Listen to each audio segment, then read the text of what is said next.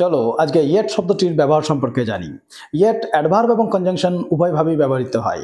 Adverb হিসাবে yet এর তিনটি রূপ হয়: ইয়েট, ইয়েট টু এবং নট ইয়েট। ইয়েট এর অর্থ এখনো বা এ পর্যন্ত, অর্থাৎ কোনো কাজ এখনো করা হয়নি এমন অর্থ বোঝাতে ইয়েট ব্যবহার করা হয়। এটি সাধারণত প্রেজেন্ট পারফেক্ট টেন্সের নাবাচক ও প্রশ্নমূলক বাক্যের শেষে ব্যবহৃত হয়। যেমন, সে এখনো আসেনি, he has not come yet. আমরা আবার বলতে পারি, সে কি এখনো আসেনি, has he not come yet. Next, yet to. কোনো কাজ এখনো করতে বাকি আছে এমন অর্থ বোঝাতে হেল্পিং ভার্ব এবং ম্যান ভার্বের মাঝে ইয়েট টু ব্যবহার করা হয়। যেমন, আমাদের এখনো সিদ্ধান্ত নেওয়া হয়নি, we have yet to decide. Next, not yet. এখনো নয় এমন অর্থ বোঝাতে নট ইয়েট ব্যবহার করা হয়। যেমন, হ্যাভ দ্য চিলড্রেন স্লেপ্ট, বাচ্চারা কি ঘুমিয়ে গেছে? এর উত্তরে বলা যেতে পারে নট ইয়েট, এখনো নয়। তবে কনজাংশন হিসেবে ইয়েট শব্দটির অর্থ হচ্ছে তা সত্ত্বেও।